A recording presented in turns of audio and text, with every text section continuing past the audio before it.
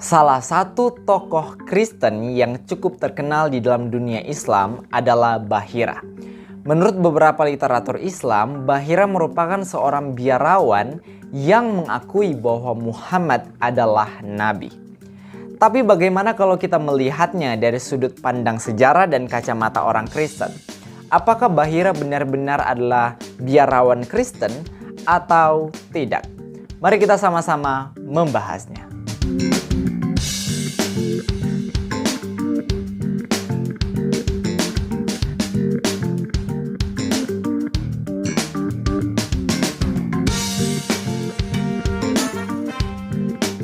Shalom Aleichem Beshem Yesus Hamasiya. Assalamualaikum warahmatullahi wabarakatuh. Halo, kenalin aku Enrico Torolaki. Aku seorang YouTuber apologet Kristen yang siap untuk membela iman Kristen. Nah, pada kesempatan kali ini kita akan membahas mengenai Bahira. Dan sedikit disclaimer, kita akan melihatnya dari sudut pandang orang Kristen juga sudut pandang sejarah. Jadi sebagaimana teman-teman muslim boleh untuk membahas Yesus Kristusnya kita, maka kita boleh membahas Bahira dari sudut pandangnya kita.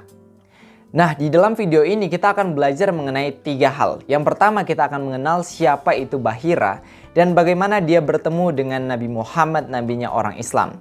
Kedua, berdasarkan kisah tersebut, kita akan mengkritisinya secara sejarah. Dan yang ketiga, akan mengkritisinya secara teologis atau secara sudut pandang iman orang Kristen.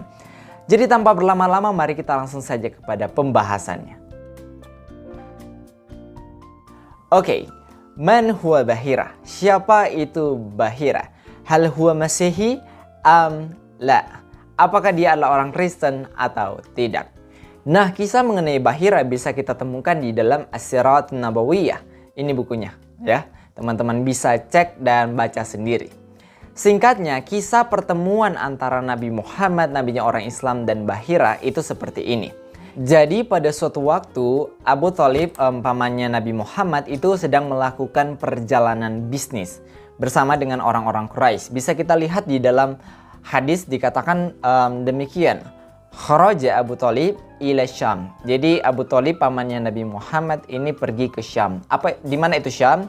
Syam itu sekarang adalah Syria. Dikatakan wa kharaja ma'ahu, dan pergi bersama-sama dengan dia siapa? An-Nabi sallallahu alaihi wasallam fi asyakhin min Quraisy. Jadi pergi bersama-sama dengan dia Nabi Muhammad sallallahu alaihi wasallam bersama dengan orang-orang dewasa di suku Quraisy, dari suku Quraisy.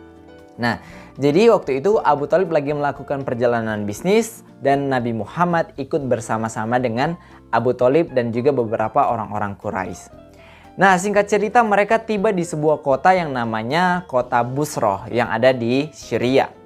Nah, di kota Busroh itu tinggallah seorang biarawan katanya, namanya adalah Bahira.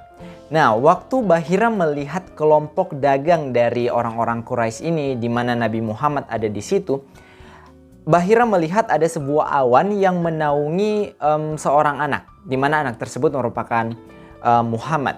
Karena hal tersebut, akhirnya Bahira mengundang mereka, orang-orang Quraisy ini yang mau berdagang, untuk singgah makan di tempatnya Bahira.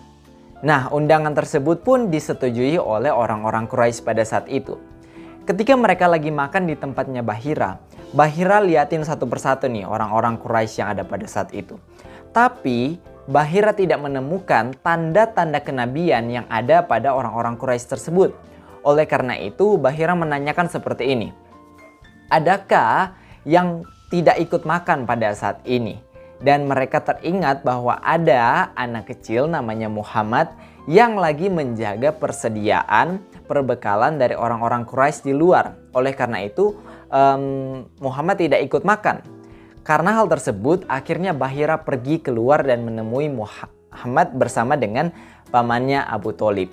Nah, ketika melihat Muhammad yang masih kecil ini, Bahira mengatakan bahwa Muhammad adalah nabi berdasarkan tanda bekam yang ada di antara kedua punggung Nabi Muhammad, nabinya orang Islam. Dan Bahira mengatakan kepada Abu Thalib untuk menjaga Muhammad dari orang-orang Yahudi, karena orang-orang Yahudi katanya punya siasat untuk membunuh Nabi Muhammad. Nah, sampai di situ ceritanya dan sekarang kita akan mengkritisi cerita tersebut.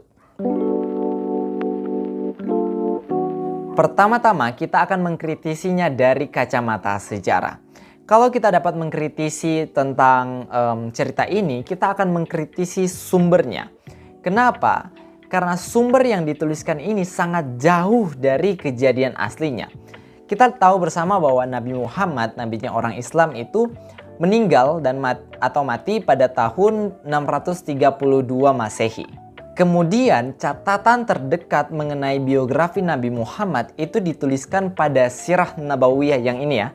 Yang ini oleh Ibnu Hisham pada tahun 833 Masehi. Artinya ada selang sekitar ratusan tahun dari kematian Nabi Muhammad sampai pada penulisan biografi pertamanya oleh Ibnu Hisham, Ibnu Hisham, sekitar ratusan tahun, teman-teman. Jadi kisah mengenai Buhairah bisa saja dipercaya atau tidak dipercaya. Bagaimana dengan hadis? Hadis Al-Bukhari, Muslim, dan Tirmizi itu dituliskan pada tahun 870 Masehi. Sekitar 40-an tahun dari penulisan Sirah Nabawiyah. Kemudian menyusul tafsir At-Tabari, tafsir pertama pada tahun 923 Masehi. Pertanyaannya, kenapa ini bisa jadi masalah? Bisa jadi masalah kalau kita membandingkan dengan tolak ukur yang digunakan kepada kita orang Kristen, yang katanya sumber-sumber kita termasuk Injil Matius, Markus, Lukas, dan Yohanes palsu. Mari kita coba membandingkannya. Kalau kita bandingkan dengan kehidupan Yesus, Yesus mati pada tahun 33 Masehi. Dan biografi tentang Yesus itu dituliskan pada tahun 50 sampai 66 Masehi dalam Injil Matius, Markus, dan Lukas. Di mana Matius, Markus, dan Lukas merupakan murid langsung dari Yesus sendiri. Kemudian ada surat-surat Paulus yang dituliskan pada tahun 48 sampai 64 Masehi. Ada kisah para rasul yang dituliskan 52 sampai 62 Masehi. Dan ada Injil yang terakhir yang dituliskan oleh Yohanes, yang kita kenal dengan Injil Yohanes, pada tahun 92 Masehi. Jadi jarak dari kematian Yesus sampai pada penulisan Injil yang terakhir atau biografinya yang terakhir hanya selang 60 tahun. Berbeda dengan kisah Muhammad yang dituliskan sekitar 200-an tahun setelah Nabi Muhammad meninggal. Artinya kisah-kisah seperti kisah Buhairah dalam sudut pandang sejarah bisa saja tidak dipercayai karena selang waktu yang sangat-sangat panjang ini. Itu adalah alasan yang pertama. Nah, alasan yang kedua adalah dari sudut pandang teologis. Pertama, sangat-sangat unik kalau ada seorang biarawan yang meyakini bahwa akan ada nabi lagi setelah Yesus. Itu adalah keyakinan yang sangat-sangat lucu kalau ada di dalam kekristenan. Kenapa? Karena semua umat Kristen di seluruh dunia percaya bahwa Yesus adalah yang terakhir yang akan datang ke bumi. Kenapa? Karena lewat Yesuslah semua tujuan Allah itu tergenapi, yaitu supaya semua orang selamat dari dosa. Dengan kata lain, kita tidak perlu lagi nabi yang lain untuk menyelamatkan kita atau melaksanakan tujuan Tuhan di bumi ini. Artinya, kalau ada biarawan yang mengatakan bahwa akan ada nabi lagi setelah Yesus, itu nggak masuk akal. Nggak masuk akal di dalam iman Kristen. Nah, yang kedua mengenai tanda di punggung. Bagaimana bisa seorang biarawan mengkonfirmasi bahwa orang tersebut adalah nabi hanya berdasarkan tanda di punggung? Begini, kalau misalkan